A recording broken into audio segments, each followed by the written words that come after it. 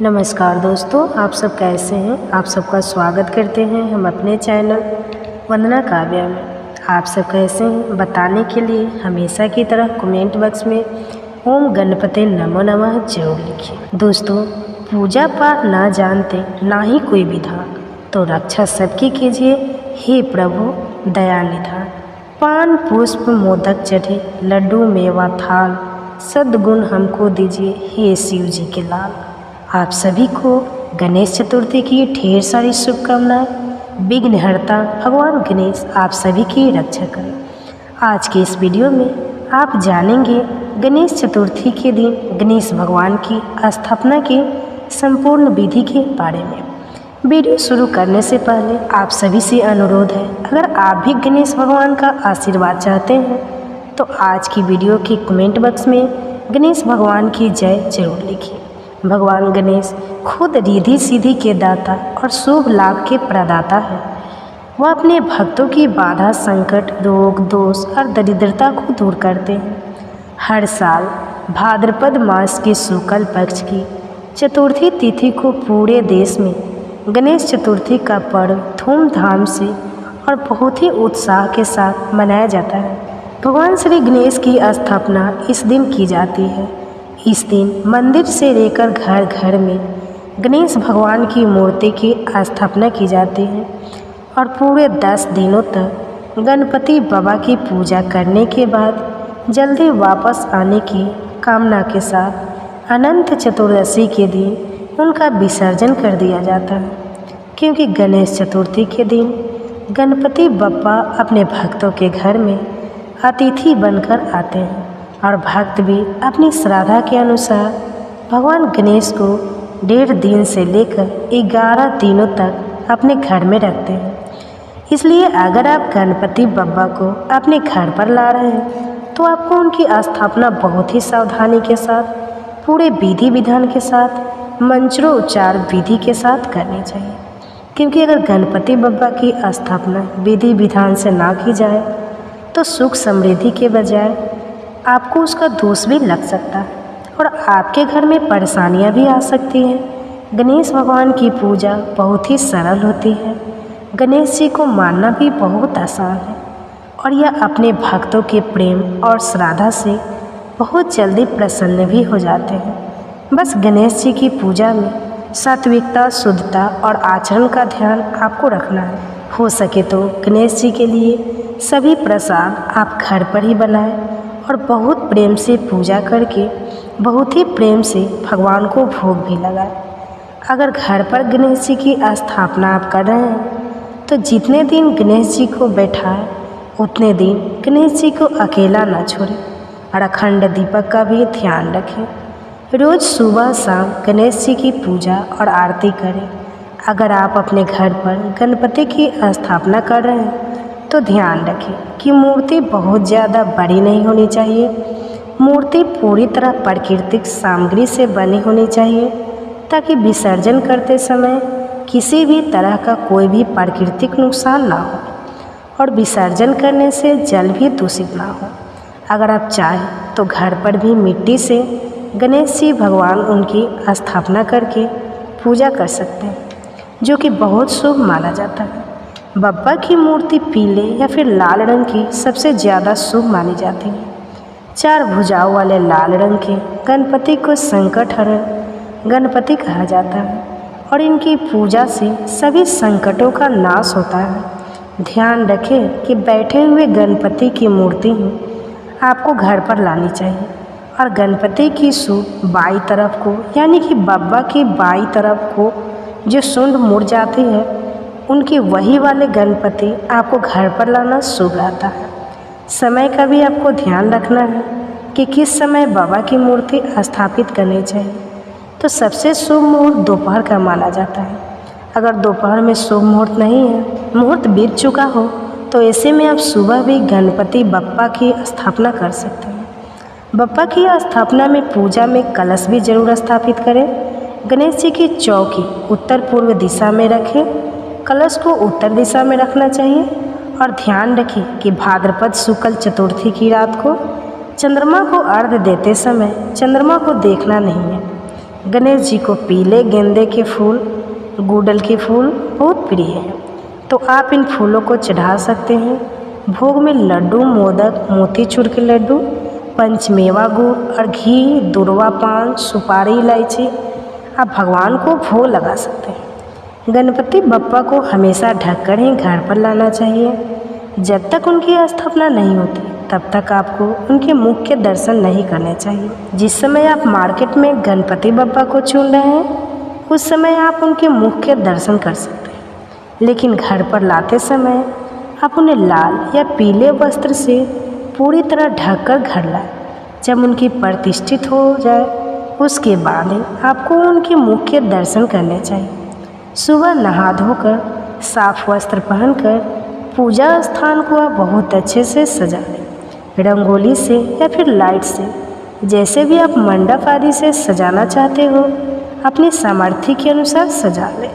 और जिस स्थान पर गणेश जी की स्थापना करनी है वहाँ पर आटे से एक अल्पन या चौक पूरे रंगोली बनाएं। उस रंगोली के ऊपर एक चौकी या पाटा रख दें जिस पर आपको लाल या पीला कपड़ा बिछाना है।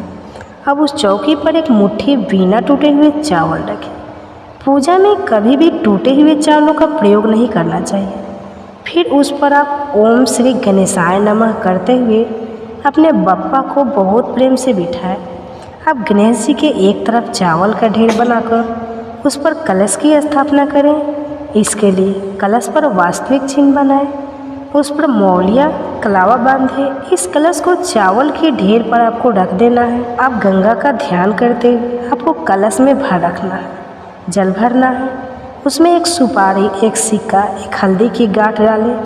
इसके बाद कलश में 5 या 7 आम या फिर अशोक के पत्ते रखें और उसके ऊपर आप नारियल रखें। यदि आप नारियल नहीं रखते हैं तो आप पूर्ण पात रखकर उसके ऊपर दीपक भी जला सकते हैं। नारियल रख रहे हैं तो नारियल में कलावा बांधे, रोली से तिलक या टीका लगाए और हाथ जोड़कर प्रार्थना करें। सभी देवी देवताओं का आलिंगन करें। पूजा शुरू करने से पहले हाथ जोड़कर मन ही मन अपने गुरु का भी ध्यान आपको करना है। अगर कोई गुरु नहीं है तो गायत्री माता का आप ध्यान करें और सबसे पहले प्रथम पूजनीय गणेश भगवान जी का ध्यान करें। इसके बाद 3 बार आचमन करें। इसके लिए अपने मंदिर में रखे जल में से 1 चम्मच जल लेकर अपनी दाईं हथेली पर डालें और उसे श्रद्धापूर्वक पी लें।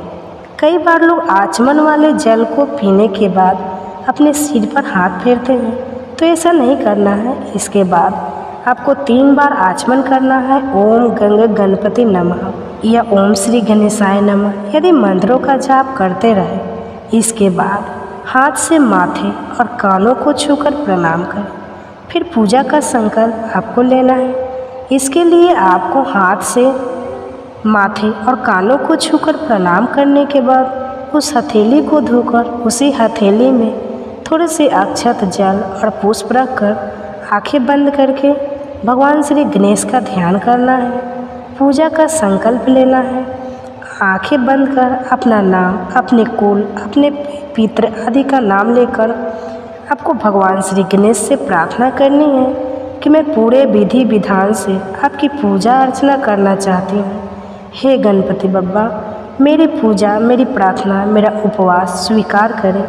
भगवान की पूजा करना बहुत ही सौभाग्य की बात है और जिस घर में बप्पा की स्थापना करते हैं उस घर में साक्षात भगवान गणेश के साथ माता रिद्धि और सिद्धि का भी वास हो जाता है। इसके बाद गणपति भगवान को आप गंगा जल से स्नान कराएं। गंगा जल के छींटे देकर पवित्र करें। किसी पुष्प की सहायता से ही आपको गणेश जी पर जल के छींटे डालने हैं। फिर उन्हें वस्त्र, आभूषण, मौली, जनेऊ आदि अर्पित करना है। उन्हें कुमकुम और अक्षत का सिंदूर का तिलक लगाना है। गणेश जी को सबसे अंत में पंचमेवा का भोग लगाया जाता है। गणेश जी को 5 मौसमी फल अर्पित कर सकते हैं। केले और दुर्वा अर्पित करें। गणेश जी की पूजा में तुलसी का प्रयोग भूल से भी आपको नहीं करना है। भोग में भगवान को मोदक, मोतीचूर के लड्डू, इलायची बहुत प्रिय है, आप इन्हें अर्पित कर सकते हैं। सुपारी जरूर अर्पित करें क्योंकि सुपारी को गणेश जी का ही प्रतीक माना जाता है। गणपति बप्पा को पीले फूल या गेंदे के फूलों से बनी माला और पुष्प अर्पित करें। पूरी पूजा करने के बाद ओम गंगा गणपति नमः या ओम श्री गणेशाय नमः इन मंत्रों का जाप करते रहें। गणेश जी के दाईं तरफ कुछ अक्षत रखकर उस पर एक अखंड दीपक जलाना चाहिए और प्रार्थना करनी चाहिए कि हे गणपति, आपका हमारे घर में स्वागत, आप हमारे घर में पधारिए और हमारे घर को खुशियों से भर दीजिए। पूजा स्थान पर आप धूप दीप जलाएं, फिर गणपति बप्पा की आरती करें। पूजा के अंत में हाथ जोड़कर मन ही मन प्रार्थना करें कि हे बप्पा, अगर जाने अनजाने में हमसे कोई भूल चूक हुई हो तो उसके लिए हमें सब परिवार को क्षमा कीजिएगा। भगवान गणेश जी से अपनी मनोकामना पूर्ति के लिए प्रार्थना करें, उनसे बुद्धि का वरदान मांगें और प्रार्थना करें कि हर साल इसी प्रकार उनकी पूजा करने का, उनकी स्थापना करने का शुभ अवसर आपको मिलता रहे। बप्पा की स्थापना करने के साथ ही बप्पा के दाईं और बाईं तरफ सुपारी के रूप में माँ रिद्धि सिद्धि की स्थापना भी आपको जरूर करनी चाहिए। इस बात को आपको नहीं भूलना है। इस प्रकार से बप्पा की स्थापना की जाती है। फिर सुबह और शाम बप्पा की पूजा करके उन्हें जो भी भोग आपके घर में बनाना है शुद्ध सात्विक उसका भोग लगाकर फिर उसे प्रसाद रूप में ग्रहण करना चाहिए। जब आपके घर में गणपति की स्थापना होती है तब आपको अपने पूरे घर की शुद्धता का ध्यान रखना है। घर में कोई भी ऐसा व्यक्ति प्रवेश ना करे जिसने मांस मदिरा का या नशे का सेवन किया हो। घर में जितने दिन तक बप्पा विराजमान है शुद्ध सात्विक भोजन ही बनाना चाहिए।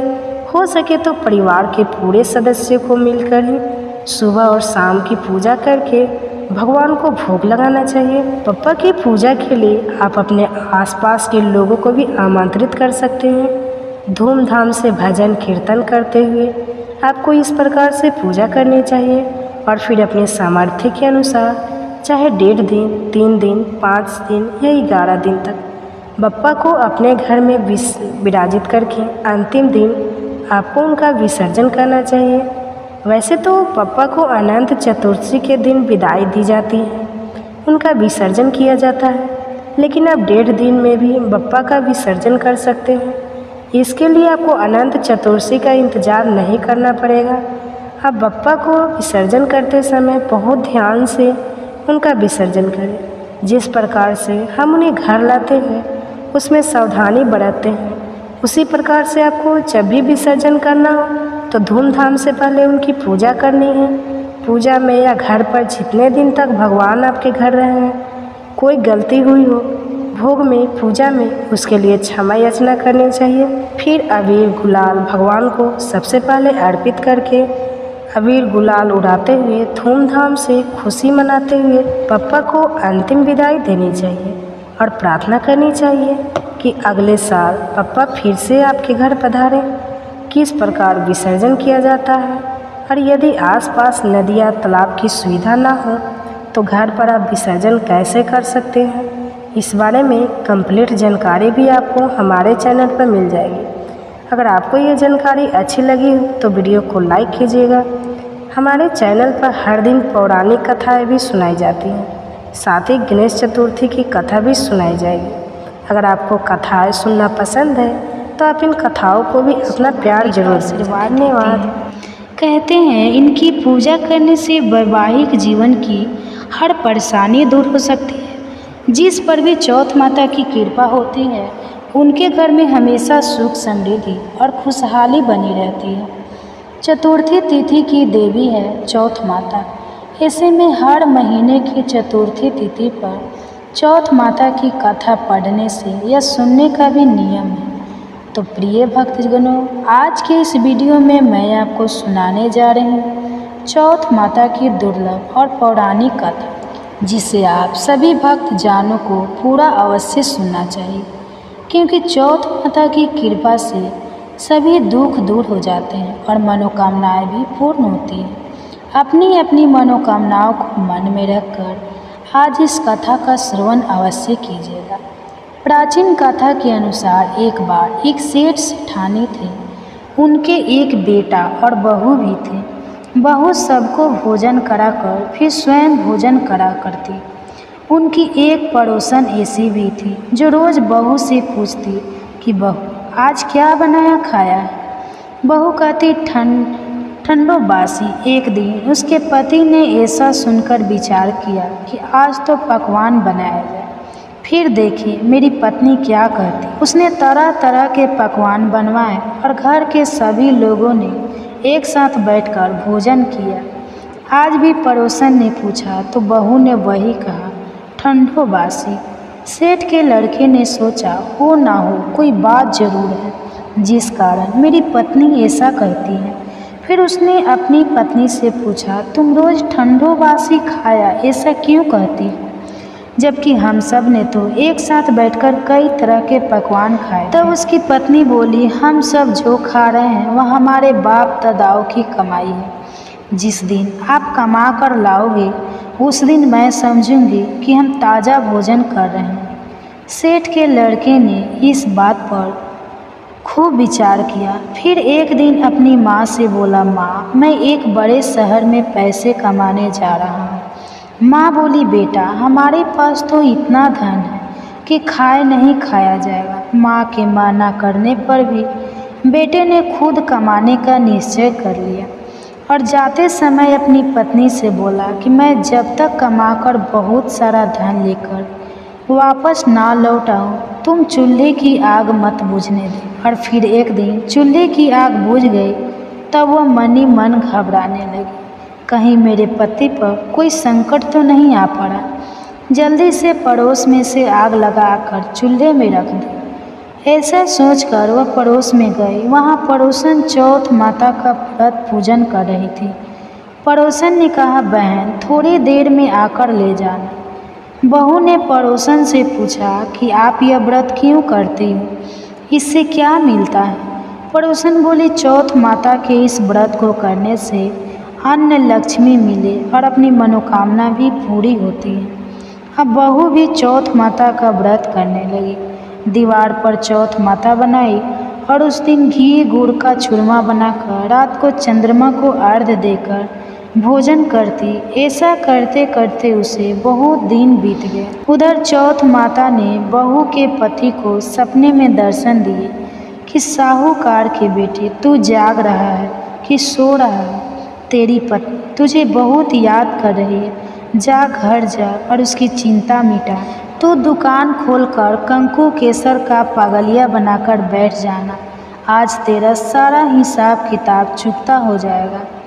अब तो चौथ माता ने जैसा कहा था वैसा ही हुआ। उसने घर जाने की तैयारी की और भारी भरकम धन दौलत लेकर चल पड़ा।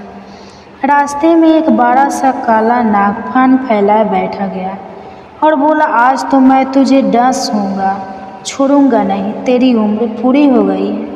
सेठ का लड़का बोला, चौथ माता ने मुझे सपना दिया है तो मैं अपनी पत्नी से मिलने घर जा रहा हूँ।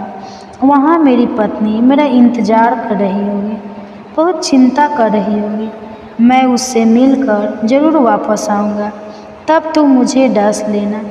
नाग बोला, तू अगर शपथ लेकर जाओ तो ही मैं तुझे जाने दूँगा, अगर तुम लौट कर ना आए तो मैं तुम्हारे घर पर आकर भी तुम्हें डस लूँगा। इस प्रकार साहूकार का वह बेटा साहब को वचन देकर अपने घर पहुँच गया। वहाँ सभी से हंसी खुशी से मिला और भोजन करके फिर एक कोने में उदास होकर बैठ गया।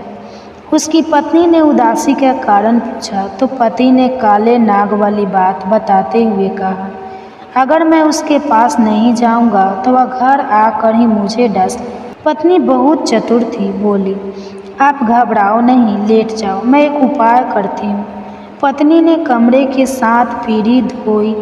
पहली पीढ़ी पर रेत, दूसरी पीढ़ी पर इत्र, तीसरे पर गुलाल फूल, चौथी पर कंकु केसर, 5वीं पर लड्डू पेड़ा, 6ठी पर गादी गलीचा और 7वीं पीढ़ी पर दूध से भरकर कटोरा रख दिया। इस प्रकार वह 7 ही पीढ़ी सजाकर बैठ गए। आधी रात होते ही वह नाग आकर पड़ी चढ़ने लगा। पहली पीढ़ी पर रेत से लौट गया और कहने लगा, सेठ की बहू ने आराम तो बहुत दिया, लेकिन क्या करूं, वचन से बया कर यहाँ आया, इसलिए जरूर इस प्रकार सातों ही पीढ़ी हो। पर वह नाग आराम करता हुआ और कहता कि डसरुका ने विचार किया कि अगर मैं इसे नहीं डसा तो पूजन फिर कौन मानेगा। तो गणेश जी, चंद्रमा जी और चौथ माता ने साहूकार के बेटे को बचाने का विचार किया। चंद्रमा जी ने उजाला कर दिया, चौथ माता ढाल बन गई और गणेश जी ने तलवार लेकर नाग को मार दिया और ढाल से ढक दिया। बहू भी थकी हारी सो गई। दिन हुआ तो लोग बेड से मिले, परंतु बेटा बहू तो उठे ही नहीं थे। बहुत देर हो गई तो माँ उन्हें उठाने के लिए गई। माँ ने सातों पीढ़ियों पर जो कुछ देखा तो बहुत घबराई और जोर से बेटे बहू को आवाज़ लगाई। बेटा बहू उठे तो देखा कि एक ढाल तलवार वहाँ पड़ी है। अब ढाल उठाई तो वही काला नाग मरा हुआ पड़ा है। बेटा बहू ने सोचा कि आज तो धर्म कर्म ही आए। जब भगवान श्री गणेश और चौथ माता ने हमारी रक्षा की है, चौथ माता अपने जैसे सेठ के बेटे की बहू की रक्षा की, वैसे सबकी रक्षा करना। प्रेम से बोलिए चौथ माता की जय। यह थी आज की कथा। अगर आपको अच्छी लगी हो तो वीडियो को लाइक और चैनल को सब्सक्राइब नहीं किया हो तो ज़रूर कर लीजिएगा, ताकि इसी तरह की कथा आप हमारे चैनल पर हर दिन सुन सके। धन्यवाद। जी के राम स्वरूप की पूजा की जाती है। गणेश जी का यह स्वरूप अत्यंत ही वीर भयंकर है, जिनका ध्यान करने से भक्तों को साहस, स्थिरता, सुरक्षा, सुख, शांति, समृद्धि की प्राप्ति होती। इनकी पूजा करके कथा महिमा को सुनने वाला व्यक्ति कभी भी निर्धन नहीं होता तथा शत्रु का उसे भय भी नहीं रहता। पुत्रों से घर सदा हरा भरा रहता है। इस दिन बहुला गाय माता की भी पूजा की जाती है, जिससे संतान को लंबी उम्र का वरदान प्राप्त होता है और उनका भविष्य उज्जवल होता है।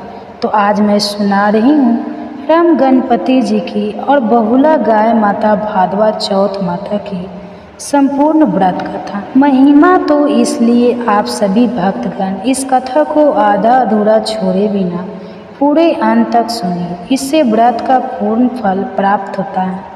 कथा को आधे पर ही त्याग करने से प्रथम पूज्य गणेश जी का अपमान होता है। तो आप कथा को पूरा सुने।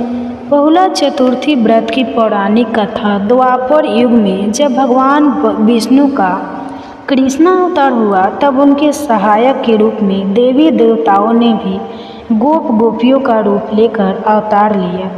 गौ शिरोमणि का कामधेनु भी बहुला नाम की गाय बनकर नंद बाबा की गौशाला में आ गई। भगवान श्री कृष्ण का बहुला से और बहुला का भगवान से अपार स्नेह था।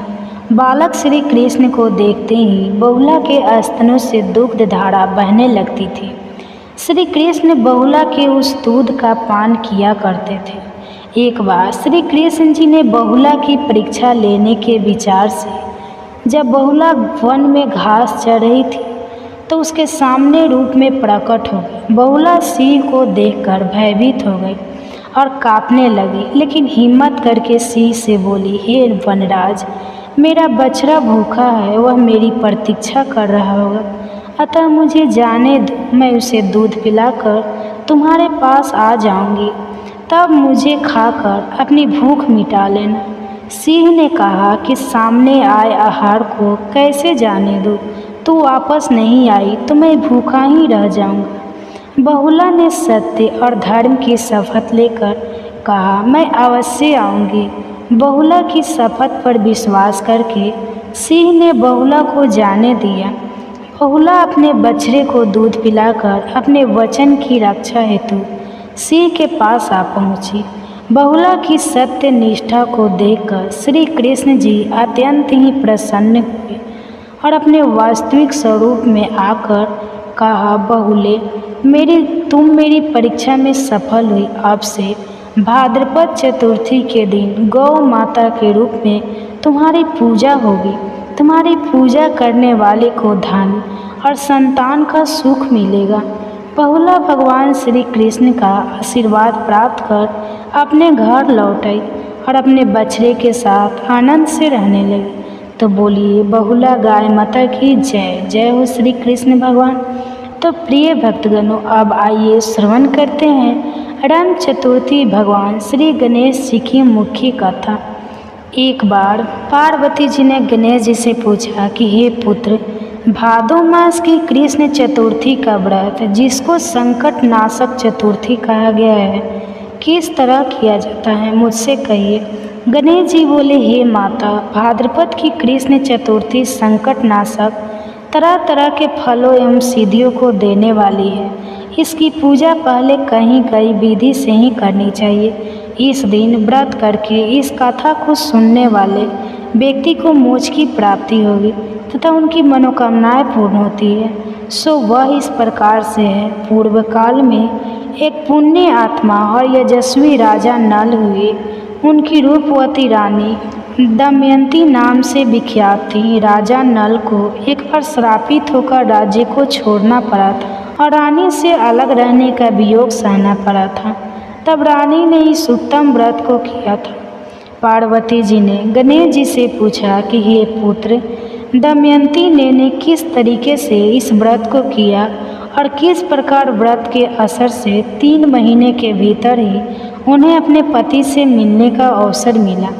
इन सब बातों को आप बताइए।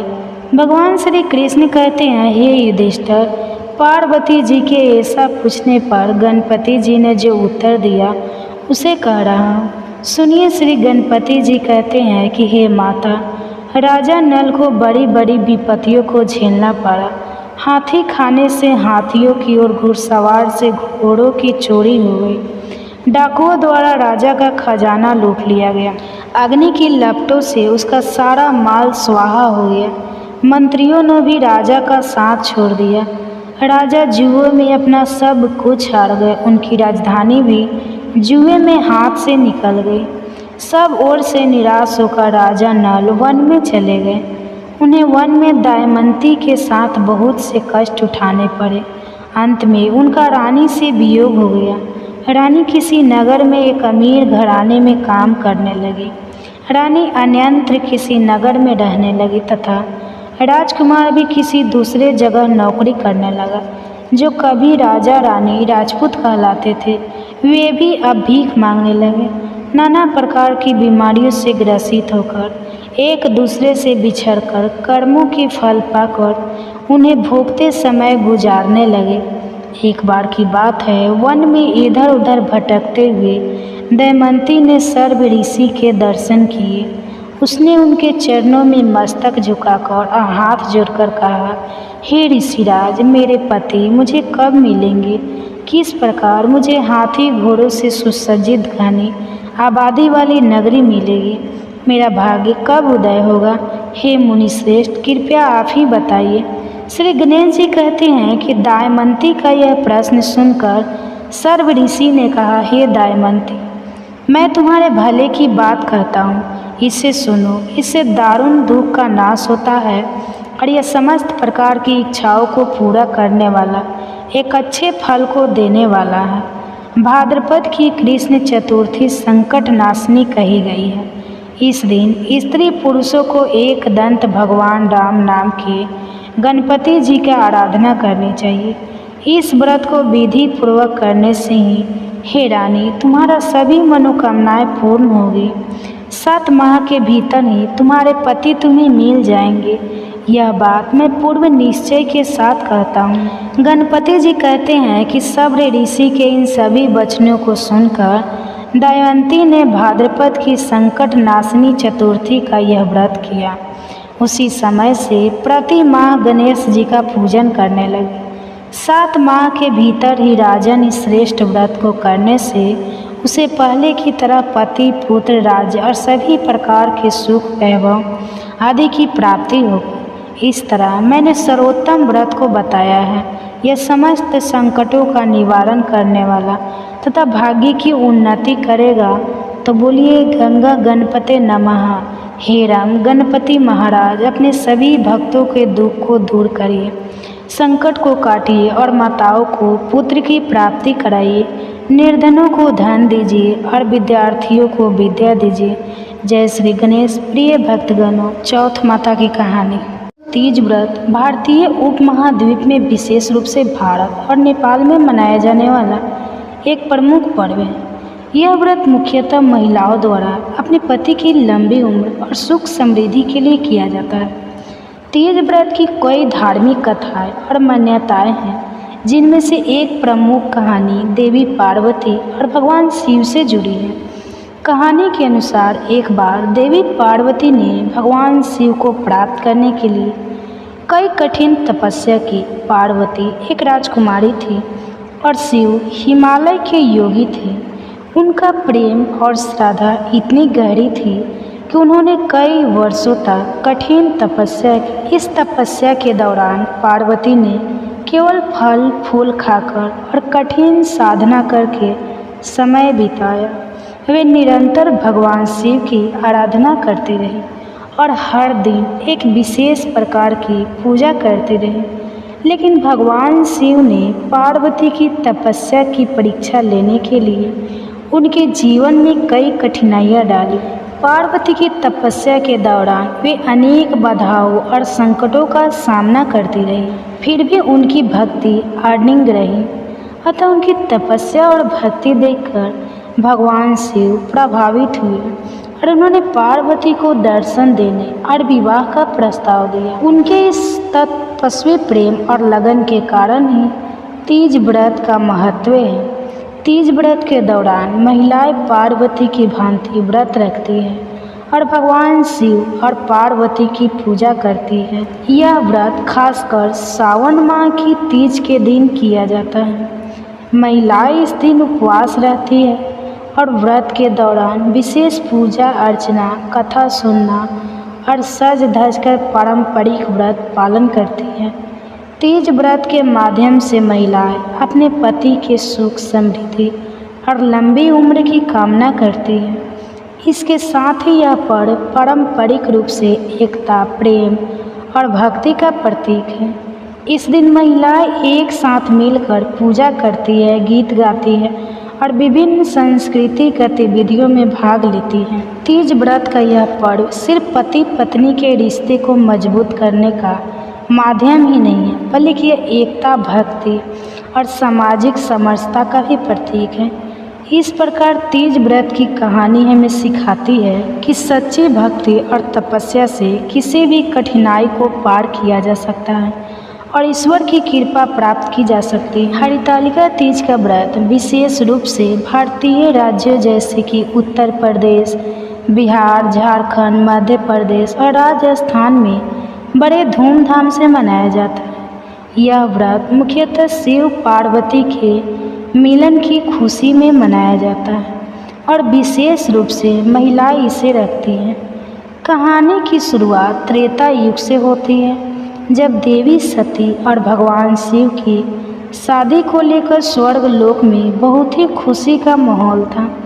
लेकिन सती के पिता दक्ष प्रजापति भगवान शिव को पसंद नहीं करते थे और इस वजह से उन्होंने अपनी पुत्री सती की शादी में निमंत्रण नहीं भेजा। सती इस अपमान को सहन नहीं कर पाई और अपने पति शिव के साथ इस शादी में जाने का निर्णय लिया।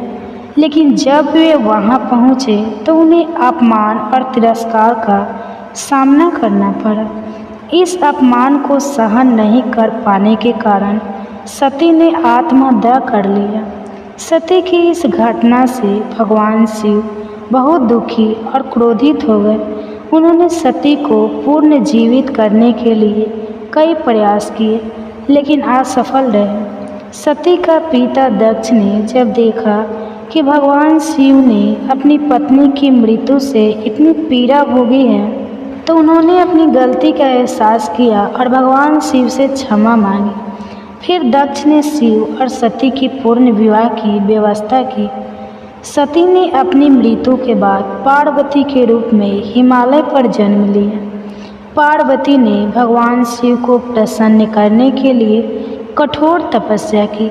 इस दौरान पार्वती ने अपनी कठिन तपस्या और व्रत के माध्यम से भगवान शिव को पुनः प्राप्त किया और उन्हें अपने पति के रूप में स्वीकार किया।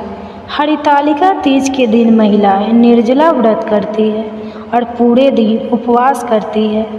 इस दिन विशेष रूप से सुंदर वस्त्र पहनकर पूजा की जाती है और 16 श्रृंगार किया जाता है। महिलाएं इस दिन भगवान शिव और माता पार्वती की पूजा करती है और अच्छे स्वास्थ्य, सुख, समृद्धि और पति की लंबी उम्र की कामना करती है। पूजा के बाद महिलाएं एक दूसरे को तीज की बधाई देती हैं और अपने परिवार की खुशहाली के लिए प्रार्थना करती हैं। इस प्रकार हरितालिका तीज व्रत का आयोजन न केवल धार्मिक अनुष्ठान के रूप में किया जाता है, बल्कि एक सामाजिक और सांस्कृतिक उत्सव भी होता है। इस दिन की पूजा और उपवास का उद्देश्य केवल भगवान शिव और माता पार्वती के प्रति श्रद्धा ही नहीं, बल्कि भारतीय संस्कृति और परंपराओं को संजोग रखने का भी है। तीज व्रत हिंदू धर्म में एक महत्वपूर्ण त्यौहार है जो विशेष रूप से महिलाएं द्वारा मनाया जाता है। यह व्रत भादो मास के तृतीया तिथि को रखा जाता है, जिसे तीज के नाम से जाना जाता है। इस दिन को लेकर कई धार्मिक कथाएं प्रचलित हैं, लेकिन इसमें से एक ये भी कथा प्रमुख है जो इस व्रत की महत्वपूर्णता और इसके धार्मिक महत्व को उजागर करती है। कथा के अनुसार एक समय की बात है जब भगवान शिव और देवी पार्वती की प्रेम कहानी बहुत प्रसिद्ध थी। देवी पार्वती, जो हिमालय की कन्या थी, भगवान शिव से विवाह के लिए कठोर तपस्या की थी। शिव ने उन्हें दर्शन दिए और उनका प्रेम स्वीकार किया, लेकिन विवाह की बात तब तक नहीं बनी जब तक पार्वती ने कठिन तपस्या और व्रत नहीं रखा। देवी पार्वती ने कई वर्षों तक कठिन तपस्या की। उन्होंने केवल फल फूल खाकर और उपवासी रहकर अपनी तपस्या को जारी रखा। उनके तप की कठोरता और सच्चाई देखकर देवताओं और भगवान शिव ने उनकी तपस्या को स्वीकार किया और शिव ने पार्वती से कहा कि वे उनके व्रत और तपस्या से अत्यंत प्रभावित हैं और उनके तप के लिए आशीर्वाद देंगे। एक दिन जब पार्वती का व्रत समाप्त होने वाला था तो भगवान शिव ने उन्हें दर्शन दिए और कहा कि वे उनके तप और सच्चाई से प्रभावित हैं।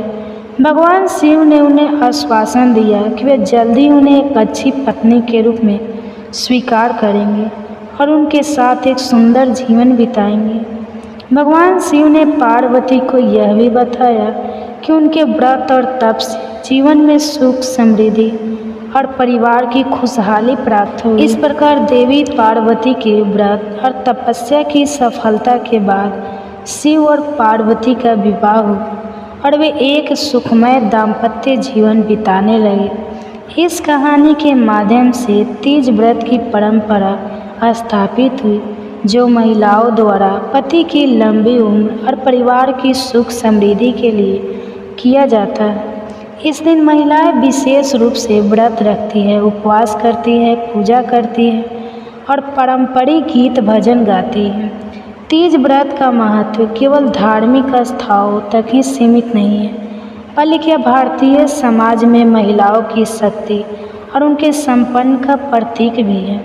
यह व्रत न केवल पति पत्नी के रिश्ते को मजबूत करता है, बल्कि समाज में पारंपरिक मूल्यों और धार्मिकता को भी बढ़ावा देता है। इस दिन की पूजा और व्रत के माध्यम से महिलाएं अपनी आस्था और विश्वास को प्रकट करती हैं और अपने परिवार की खुशहाली की कामना करती हैं। हरितालिका तीज हिंदू धर्म में मनाया जाने वाला एक महत्वपूर्ण व्रत है जो विशेषकर महिलाओं द्वारा पति की लंबी उम्र और सुख समृद्धि की कामना के लिए किया जाता है। यह व्रत विशेष रूप से उत्तर भारत में बड़े धूमधाम से मनाया जाता है और इसकी कथा बहुत ही रोचक है। हरितालिका तीज की कथा एक प्रसिद्ध धार्मिक कथा से जुड़ी हुई है। इनके अनुसार एक बार हिमालय पर राजा हिमवान और रानी मैनावती के यहाँ एक पुत्री का जन्म हुआ। वे अपने पुत्री को बहुत ही प्यार करते थे और उसकी खुशी के लिए हर संभव प्रयास करते थे। जब लड़की युवा हुई तो उसके सुंदरता और गुणों के कारण अनेक राजकुमार उसके साथ विवाह की इच्छा रखने लगे। एक बार भगवान शिव और देवी पार्वती के प्रेम संबंधों का जिक्र होने लगा। देवी पार्वती ने भगवान शिव को प्राप्त करने के लिए कठोर तपस्या की थी। उनकी तपस्या को देखकर और उसकी कठिनाइयों को महसूस करके पार्वती की सहेली हरितालिका ने सोचा कि वह भी भगवान शिव को प्राप्त करने के लिए कठोर व्रत और तपस्या करेंगी। हरितालिका की तपस्या बहुत कठिन थी, लेकिन उन्होंने अपने मन में ठान लिया था कि वे भगवान शिव की कृपा प्राप्त करेगी। उन्होंने शिवाराधना के लिए घने जंगलों में तपस्या की। इस तपस्या के दौरान हरितालिका ने केवल कठिन उपवास किया, बल्कि अनेक कठिनाइयों का सामना भी किया। उनकी तपस्या देखकर देवी पार्वती और भगवान शिव प्रभावित हुए और उन्होंने हरितालिका की तपस्या को स्वीकार कर लिया। उन्होंने हरितालिका को आश्वस्त किया कि उनकी कठिन तपस्या सफल होगी और उन्हें मनचाहा वर मिलेगा। हरितालिका की तपस्या पूरी होने पर भगवान शिव ने उनके समक्ष आकर उन्हें आशीर्वाद दिया। देवी पार्वती हरितालिका की तपस्या से प्रभावित होकर उनके प्रति सम्मान प्रकट। इस प्रकार हरितालिका की तपस्या सफल हुई और उन्हें अपनी इच्छित वर प्राप्त हुआ।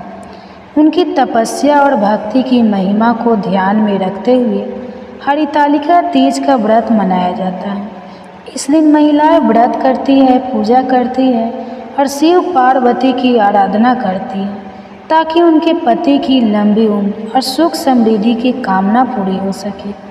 हरितालिका तीज का व्रत एक प्रेरणा है जो हमें यह सिखाता है कि कठिनाइयों और तपस्या के बावजूद सच्ची भक्ति असंपन्न से हम अपने लक्ष्य को प्राप्त कर सकते हैं। यह कथा महिलाओं के लिए प्रेरणादायक है और यह दर्शाती है कि श्रद्धा और भक्ति से हर बाधा को पार किया जा सकता है। हरितालिका तीज विशेषकर महिला इस पर्व को बड़े श्रद्धा भाव से मनाती है। यह व्रत कार्तिक मास की तृतीया तिथि को मनाया जाता है और खासकर हरियाली तीज के नाम से भी जाना जाता है। इस दिन विशेष रूप से सुहागिन महिलाएं अपने पति की लंबी उम्र और सुखी जीवन की कामना करती हैं। इसके साथ यह व्रत शिव पार्वती की आराधना का भी दिन होता है। आइए जानते हैं इस व्रत की कथा। तो प्राचीन समय की बात है, हिमालय पर्वत पर भगवान शिव और देवी पार्वती निवास करते थे। एक बार देवी पार्वती ने भगवान शिव से प्रार्थना की वे उन्हें सच्चे पति के रूप में प्राप्त करें। भगवान शिव ने पार्वती को आश्वस्त किया और कहा कि उन्हें धरती पर एक जीवन जीने के लिए भेजा जाएगा जिसमें वो कठिन तपस्या कर उनका ध्यानपूर्वक पूजन करें। देवी पार्वती ने धरती पर आकर राजा हिमवान और रानी मैनावती के घर जन्म लिया। इस जीवन में उन्होंने एक सुंदर और खुशहाल जीवन बिताया। जब वह युवा अवस्था में पहुंची तो उनके माता पिता ने उनके लिए एक श्रेष्ठ वर की खोज की। उन्होंने एक सुशिक्षित और वीर पुरुष राजा हिमवान के पुत्र के साथ उनकी शादी तय कर दी। लेकिन इस बीच एक दुष्ट राक्षस ने देवी पार्वती की खुशियों को छीनने की योजना बनाई। उस राक्षस ने एक व्रत का आयोजन किया और देवी पार्वती को अपने पास में बांधने का प्रयास किया। देवी पार्वती ने इस विपरीत परिस्थितियों में भी अपने पति के दीर्घकालीन जीवन की कामना की और कठिन तपस्या की। उन्होंने हरतालिका तीज का व्रत किया जिसमें उन्होंने पूरे दिन व्रत रखा और रात्रि भर शिव पार्वती की आराधना की। उन्होंने जंगल में जाकर व्रत किया और कठिन तपस्या के दौरान प्रार्थना की कि हे भगवान शिव उनके पति की सुरक्षा करें और उनके जीवन को सदा खुशहाल बनाए। देवी पार्वती की कठोर तपस्या और भक्ति पूर्वक किए गए व्रत से प्रभावित होकर भगवान शिव ने उन्हें दर्शन दिए और उनकी प्रार्थनाओं को स्वीकार किया। उन्होंने देवी पार्वती को आश्वासन दिया कि उनके पति की उम्र लंबी होगी और उनके जीवन में कोई भी संकट नहीं आएगा। इसके बाद देवी पार्वती और भगवान शिव का मिलन हुआ और उनका जीवन खुशी, सुखी और समृद्धि हुआ। इस प्रकार हरतालिका तीज के दिन देवी पार्वती की तपस्या और भक्ति की कथा हर साल महिलाओं को प्रेरित करती है कि वे भी इस कथा को विधि पूर्वक करें और अपने पति की लंबी उम्र और सुखी जीवन की कामना करें। इस दिन को श्रद्धा और विश्वास के साथ मनाने से जीवन में सुख समृद्धि और खुशहाली आता है। नष्ट हो गया। अब गुरु भगवान की कृपा से धन मिला है तो फिर तुम्हें आलस्य होता है। बड़ी मुसीबतों के बाद हमने यह धन पाया है, इसलिए हमें दान पुण्य करना चाहिए तथा भूखे मनुष्य को भोजन कराओ कर प्याऊ लगवाओ, ब्राह्मणों को दान दो, कुआं, तालाब, बावड़ी आदि का निर्माण करो, मंदिर, पाठशाला बनवाकर दान दो, कुंवारी कन्याओं का विवाह करवाओ, धन को शुभ कर्मों में खर्च करो जिससे तुम्हारे कुल का यश बढ़े तथा स्वर्ग प्राप्त हो और पितर प्रसन्न होवे। तब रानी ने इसी प्रकार के कर्म करने का प्रारंभ किया तो काफ़ी यश फैलने लगा। एक दिन रानी और दासी विचार करने लगी, न जाने राजा किस प्रकार से होंगे, उनकी कोई खबर नहीं मिली। गुरु भगवान से उन्होंने प्रार्थना की और भगवान ने रात्रि में राजा को स्वप्न में कहा, हे राजा उठो, तेरी रानी तुझको याद करती है, अपने देश को चला जा। राजा प्रातः काल उठा और विचार करने लगा। स्त्री जाति खाने और पहनने की साथी होती, पर भगवान की आज्ञा मानकर अपने नगर के लिए चलने को तैयार हुआ। इससे पूर्व जब राजा परदेश चला गया तो परदेश में दुखी रहने लगा। प्रतिदिन जंगल में से लकड़ी बीनकर लाता और उन्हें शहर में बेचकर अपने दुखी जीवन को बड़ी कठिनता से व्यतीत करता था। एक दिन राजा दुखी हो अपनी पुरानी बातों को याद करके रोने लगा।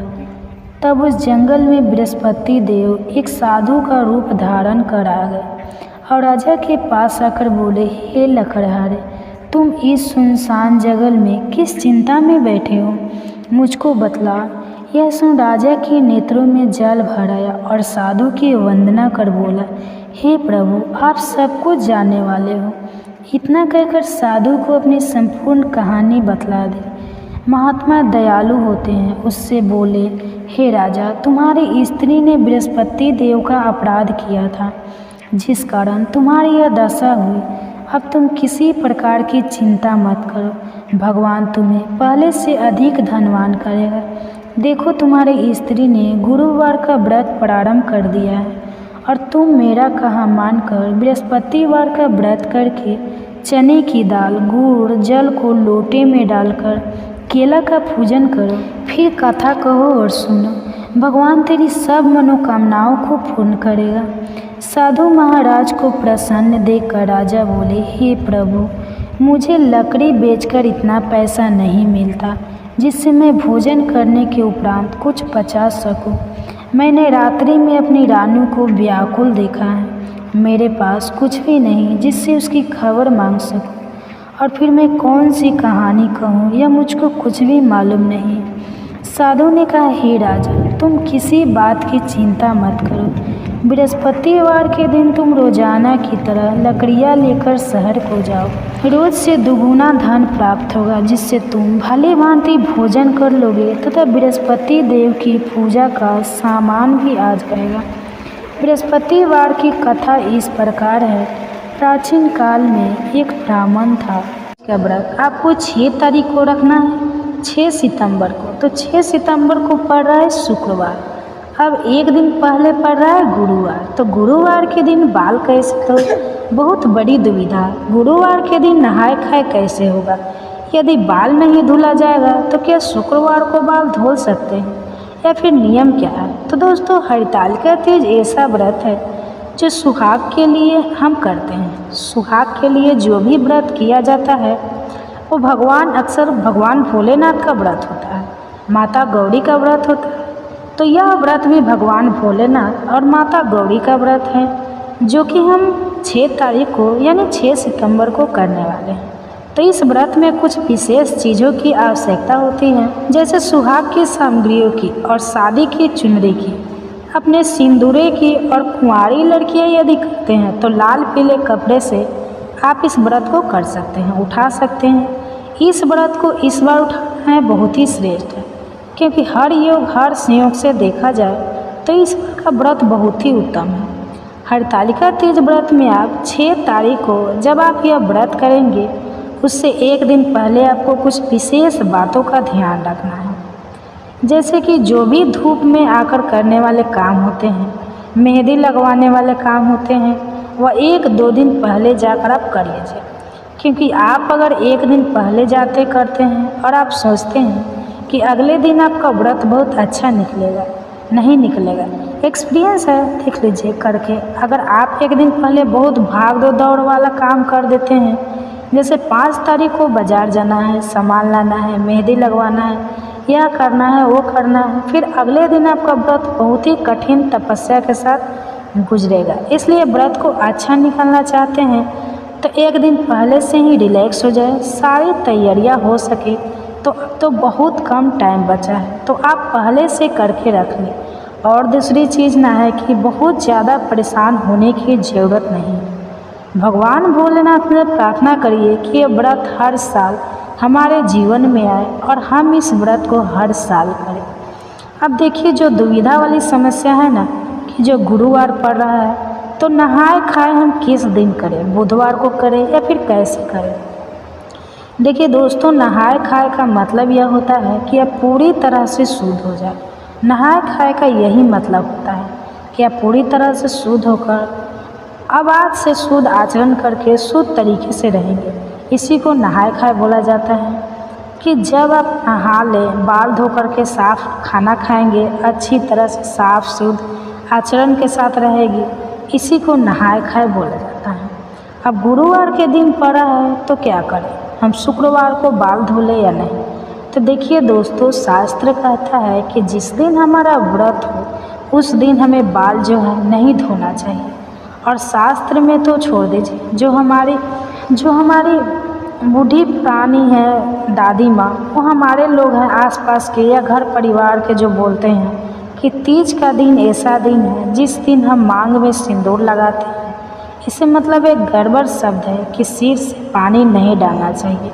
अगर आप लोगों के यहाँ कोई ऐसी परंपरा है, बड़े बुजुर्ग लोग बताते हैं कि आज पानी डाल लो तो ठीक है, लेकिन देखिए जो मेरी परंपरा है, मेरे अनुसार, क्योंकि इन सब व्रतों में ना सबसे ज़्यादा जो परंपरा मान्य होती है अपने परिवार की होती है, किसी के कहने से नहीं। तो मेरे कहने से नहीं करिएगा, आप लोग इस बात का ध्यान रखिएगा।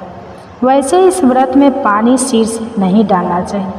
1 दिन पहले गुरुवार के पड़ रहा है, मान लीजिए कि 1 दिन पहले ही कायदे से तो नहाए खाए होना चाहिए, लेकिन गुरुवार का दिन पड़ जा रहा है ना। अब गुरुवार को समस्या यह आ रही है कि गुरुवार को तो बाल धोला नहीं जाता, फिर हम क्या करेंगे। देखिए ना, यह है कि गुरुवार के दिन जैसे पीरियड्स वगैरह में काफ़ी लोगों का मत होता है कि कर लो, काफ़ी लोगों का होता है कि नहीं करो।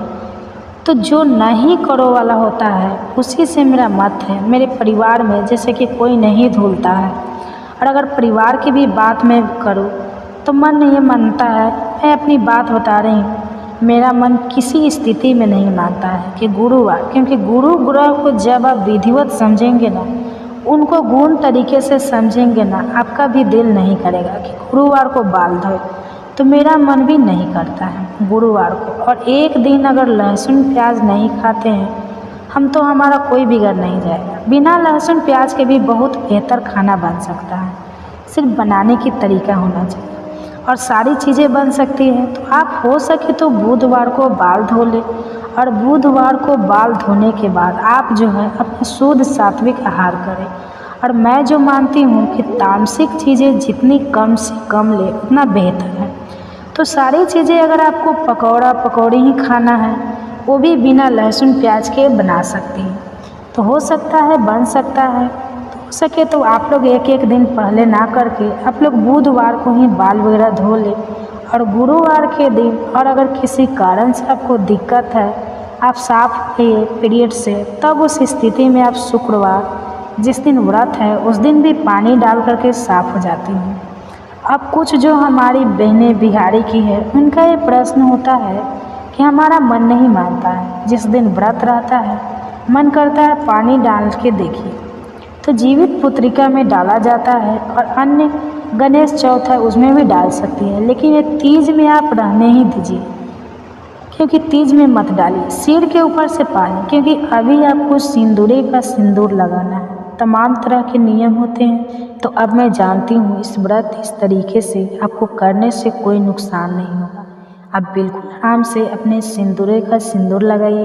और गलती से ना अगर कभी ऐसी फील ही हुआ कि आप कोई लहसुन प्याज खा लिए, कोई चीज़ दिक्कत हो गई है, तो गंगा जल छिड़क लीजिए। माता गौरी को आपने कौन सा बहुत बड़ा अपराध किया, आपने तो केवल गलती से लहसुन प्याज खा ली। तो भगवान की ही बनाई हुई सारी चीज़ें, घबराए नहीं। यह जरूर तामसिक है, लेकिन आप घबराए नहीं। आप जो है सिर के ऊपर से पानी डालने, गंगा जल छिड़क ले, सारी चीज़ें शुद्ध हो जाएगी।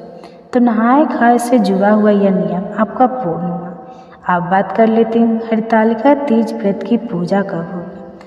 देखिए दोस्तों, हरितालिका तीज की जो विशेष पूजा होती है वह शाम में होती है, शाम को प्रदोष काल में होती है।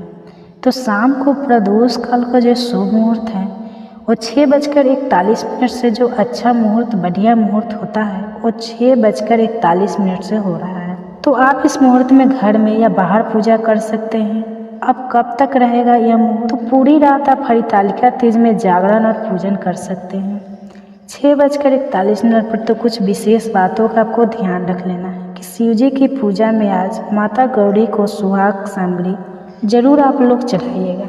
सामग्री चढ़ाने के बाद अपनी मांग में सुहाग और माता गौरी की मांग से अपने हाथों से या अपने दुपट्टे साड़ी से, आंचल से लेकर के अपनी मांग में जरूर लगाया जाता है।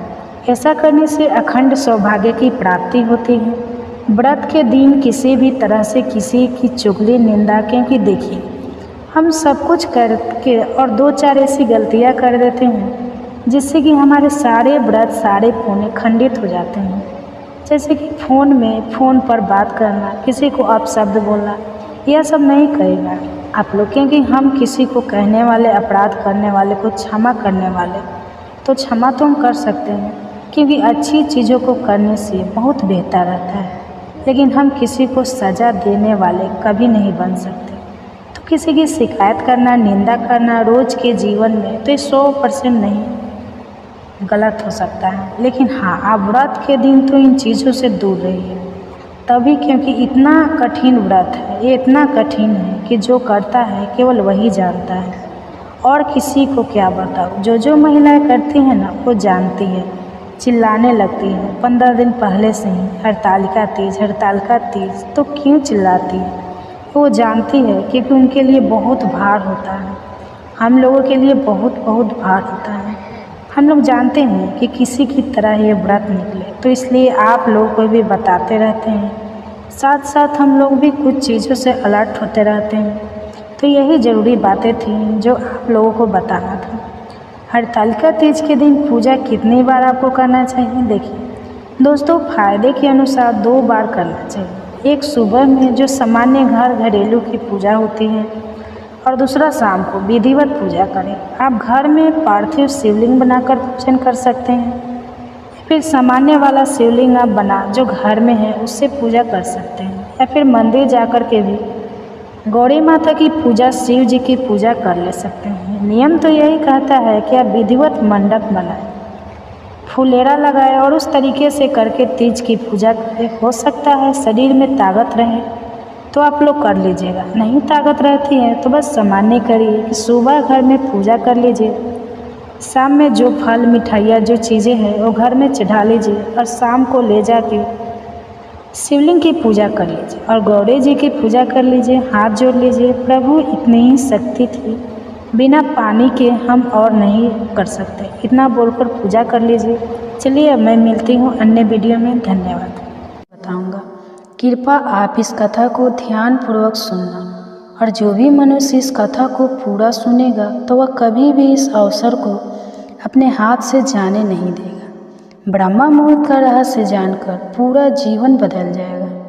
भगवान शिव कथा को सुनाना प्रारंभ करते हैं और माता पार्वती से कहते हैं, बहुत समय पहले की बात है, काशी में दानो नाम का एक लड़का रहता था। वह लड़का बहुत ही अच्छा था, लेकिन उसकी एक गलत आदत थी, वह देर तक सोता रहता था। सुबह उसे जगाने के लिए घर वाले कई प्रयास करते थे, परंतु वह रोजाना सुबह देर तक उठता था। वह लड़का कभी भी 9 बजे से पहले नहीं उठता था। जब वह बालक था तब परिवार वालों ने सोचा कि जब यह बड़ा हो जाएगा तो इसकी आदत में सुधार हो जाएगा, परंतु वो लड़का जैसे जैसे बड़ा होता गया उसकी यह आदत और भी ज़्यादा गहरी होती चली गई। दुनिया इधर से उधर हो सकती थी, लेकिन वह लड़का कभी भी जल्दी नहीं उठ पाता था। उसके पिता इसकी इस आदत से बहुत ज़्यादा परेशान रहने लगा था। उस लड़के को ढेरों नकारात्मक शक्तियों ने घेर लिया था। वह सभी को पलटकर जवाब देता था और दिन भर उदास रहता था, जबकि असर उसके स्वास्थ्य पर भी पड़ रहा था।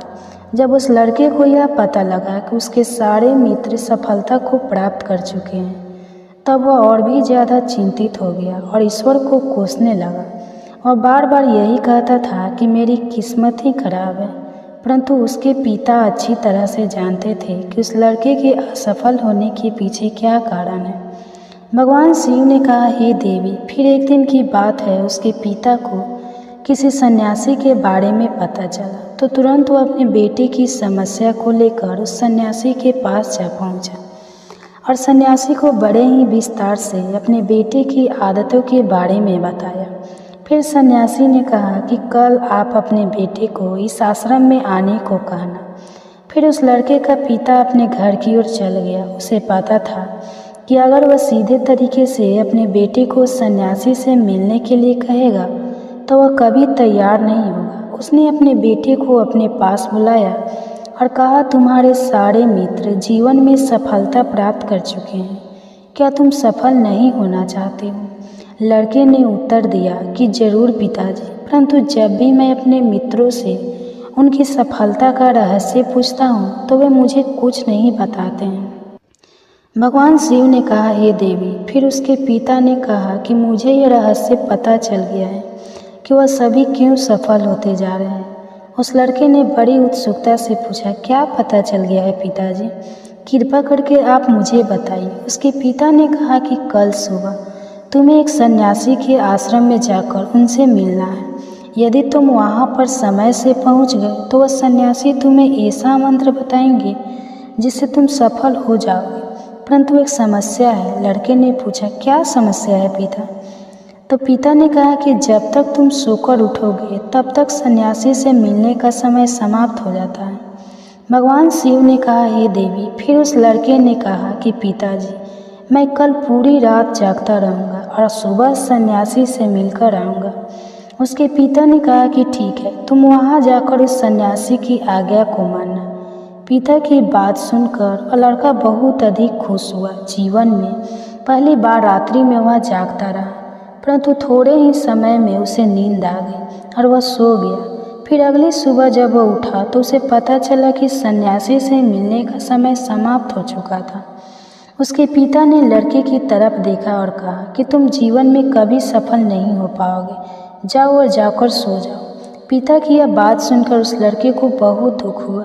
उसने मन में ही मन स्वयं को चुनौती दी कि कल सुबह वह सन्यासी से मिलने अवश्य जाएगा। उसने अपने पैर में एक छोटा सा घाव बना लिया, जिसके दर्द के कारण उसे रात भर नींद नहीं है। भगवान शिव ने कहा, हे देवी, यह ऐसा समय पहला अवसर था जब उसने अपने जीवन में पहली बार सूर्योदय देखा था। वह तुरंत ही तैयार होकर सन्यासी से मिलने के लिए चला गया। आज उसका अनुभव कुछ अलग ही था। वह बेहद शांत महसूस कर रहा था। चलते चलते वह लड़का जैसे ही सन्यासी के आश्रम में पहुंचा तो वहाँ पर उसने देखा कि सन्यासी और उसके सभी शिष्य ध्यान लगाकर बैठे हुए थे।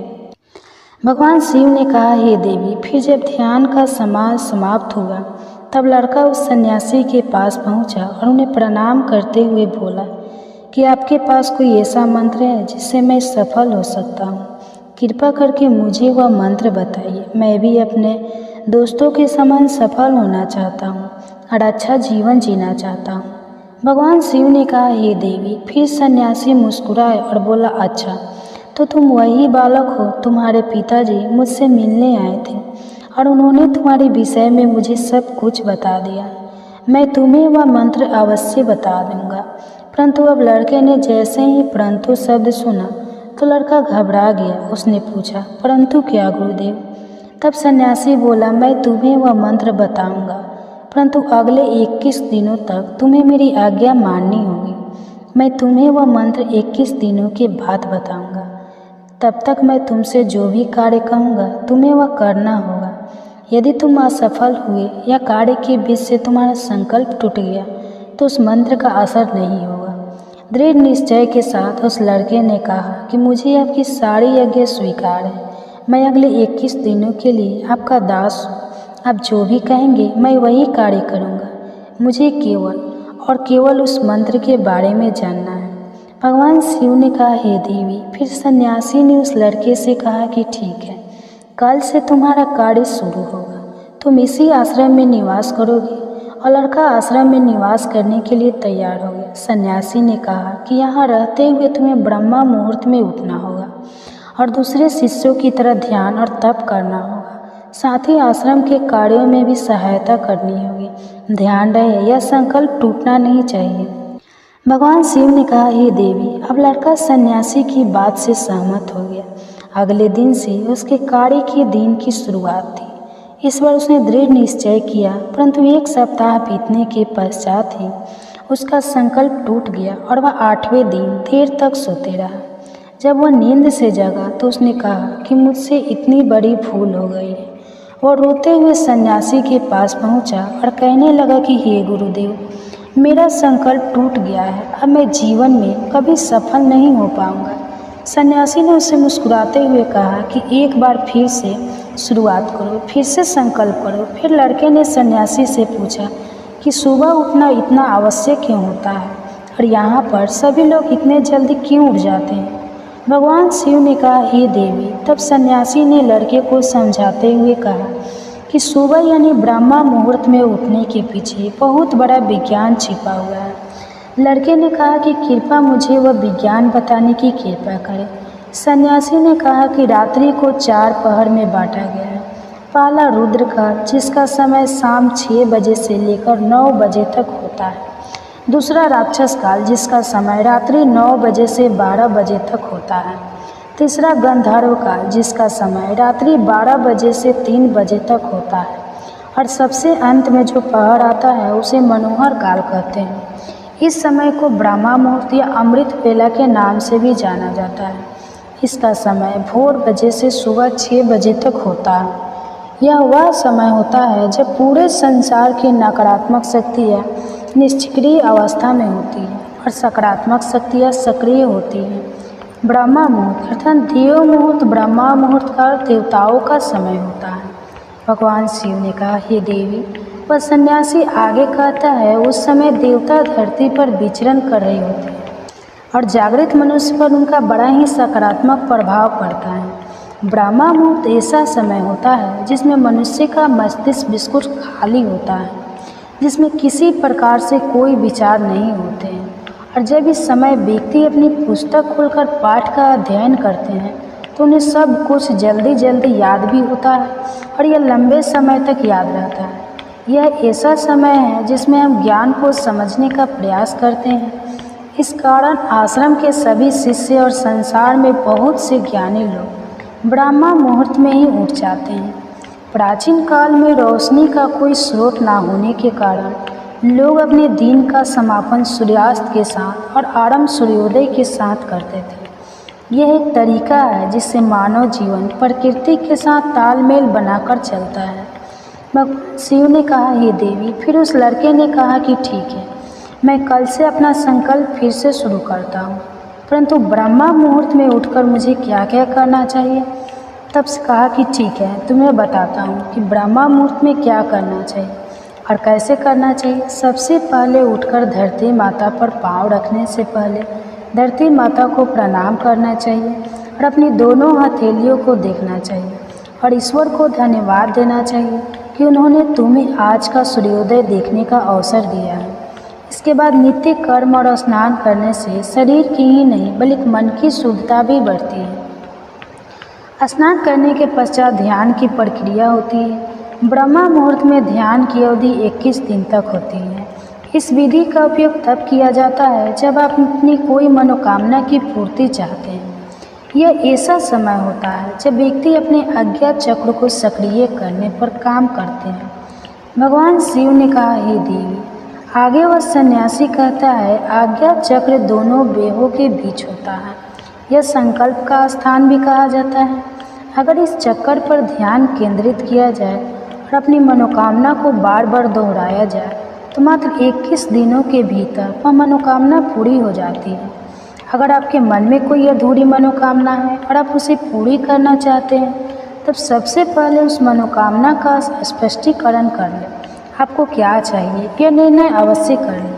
इसके बाद ध्यान की विधि को शुरू करें। ब्रह्म मुहूर्त में स्नान के बाद एक ऐसा स्थान चुनें जहाँ पर वायु का प्रवेश हो। ध्यान में शुद्ध प्राण वायु का होना आवश्यक होता है। मुद्रा में रीढ़ की हड्डी सीधी होनी चाहिए, साथ ही गर्दन भी सीधी होनी चाहिए। सुखासन की अवस्था में दोनों हाथों को घुटने पर रखकर आंखें बंद करके बैठ जाए। हाथों की मुट्ठी को बंद कर ले और 2-3 मिनट तक बिल्कुल शांत हो जाए। जब आपका शरीर स्थित हो जाए और श्वास भी शांत हो जाए तब उसके बाद अपना सारा ध्यान आज्ञा चक्र पर लगाएं। इस दौरान लंबी गहरी सांस लें और सांस को रोक कर रखें। इस समय आप अपनी इच्छा को मन ही मन दोहराएं और अपने मन में इष्ट देव और देवी देवताओं और गुरुजनों का चिंतन करें। भगवान शिव ने कहा, हे देवी। उस सन्यासी ने कहा, जब सांस को रोकना कठिन हो जाए तब धीरे धीरे सांस को बाहर की ओर छोड़ें। सांस को नाक से भरें और मुख से बाहर छोड़ें। इस प्रक्रिया को 3 से 4 बार प्रतिदिन दोहराएं। ऐसा प्रतिदिन करने से आपकी जो मनोकामना है वह अवचेतन मन तक अवश्य पहुँच जाएगी और इच्छा पूर्ति जल्दी होगी। आज्ञा चक्र सक्रिय होता है और हमारी आज्ञा को पूरा करता है। सांस को रोक कर रखने के दौरान शरीर में आपातकाल की स्थिति हो जाती है, जिससे कि आप बेकार की बातें सोचने और विचार करने से बचते हैं। ब्रह्म मुहूर्त के समय ईश्वर की विशेष कृपा होती है और कोई भी व्यक्ति अपनी मनोकामना को इस समय दोहराता है तो उसकी इच्छा जल्द से जल्द पूरी होती है। भगवान शिव ने कहा, हे देवी। इस प्रकार सन्यासी ने उस लड़के को ब्रह्म मुहूर्त का महत्व बताया। अगले 21 दिनों तक उस लड़के ने बड़े ही मन के साथ इस प्रक्रिया को अपनाया। अब वह बहुत ही ज़्यादा अनुशासित और शांत स्वभाव का बन चुका था। उस लड़के ने जैसे ही अपना संकल्प पूरा कर लिया उसके बाद वह लड़का बड़े ही प्रसन्न भाव से सन्यासी के पास पहुंचा और कहने लगा, हे गुरुदेव, मैंने 21 दिनों का संकल्प का पूरा कर लिया है। अब कृपा मुझे सफल होने का मंत्र बताइए। तब उस सन्यासी ने मुस्कुराते हुए कहा कि पिछले 21 दिनों से जो अभ्यास तुम करते हुए आ रहे हो वही तुम्हारा सफलता का मंत्र है। जो व्यक्ति ब्रह्म मुहूर्त में उठकर ध्यान प्रक्रिया को सही से करते हैं वह जीवन में कभी असफल नहीं हो सकते। तुम्हें ब्रह्म मुहूर्त का रहस्य पता चल चुका है। अब तुम उसे जीवन पर्याप्त करो। तुम्हें जीवन के लक्ष्य और सफलता दोनों प्राप्त होंगे। उस लड़के ने सन्यासी को धन्यवाद दिया और ब्रह्म मुहूर्त के नियमों का पालन जीवन पर्यटन तक करने का वादा भी किया। भगवान शिव ने कहा, हे देवी, अब तो आपको पता चल गया होगा कि ब्रह्म मुहूर्त क्या होता है। तब माता पार्वती ने कहा, हे स्वामी, अब मुझे ब्रह्म मुहूर्त का संपूर्ण ज्ञान हो गया है। इतना कहकर माता पार्वती ने भगवान शिव को प्रणाम किया। वीडियो अगर पसंद आया हो तो वीडियो को लाइक और हमारे चैनल को सब्सक्राइब करें और ज़्यादा से ज़्यादा अपने दोस्तों के साथ शेयर करें क्योंकि वो भी इस वीडियो का लाभ ले सके। धन्यवाद।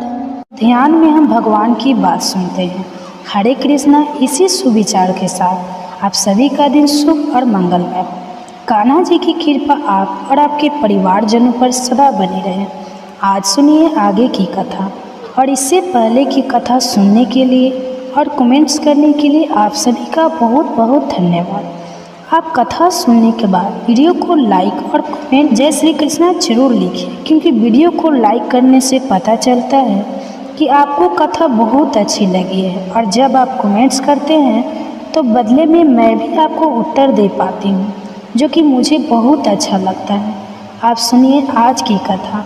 जिस वन में कंडू मुनि रहा करते थे, जिस वन में उनका आश्रम था, वहाँ पर समय ना होने पर भी समस्त वन में मधुर ऋतु की मनोहर शोभा छा गई। कोयल की काकली से माधुर्य की वर्षा होने लगी। मलय वायु मनोहर सुगंध लिए मंद मंद गति से बहने लगी और छोटे बड़े सभी वृक्षों के पवित्र पुष्प भी धीरे धीरे धरती पर गिरने लगे। काम ने अपने फूलों का वान संभाला और मुनि के पास जाकर उनके मन को विचलित कर दिया। संगीत की मधुर ध्वनि सुनकर मुनि के मन में बड़ा आश्चर्य हुआ। वे कामवान से अत्यंत पीड़ित होकर जहाँ वह सुंदरी अप्सरा गीत गा रही थी वहाँ चले गए। मुनि ने अप्सरा को देखा और अप्सरा ने भी मुनि की तरफ देखा। उनके नेत्र आश्चर्य से खुल गए। मुनि के मन में व्याकुलता छा गई, उनके शरीर में रोमांच आया।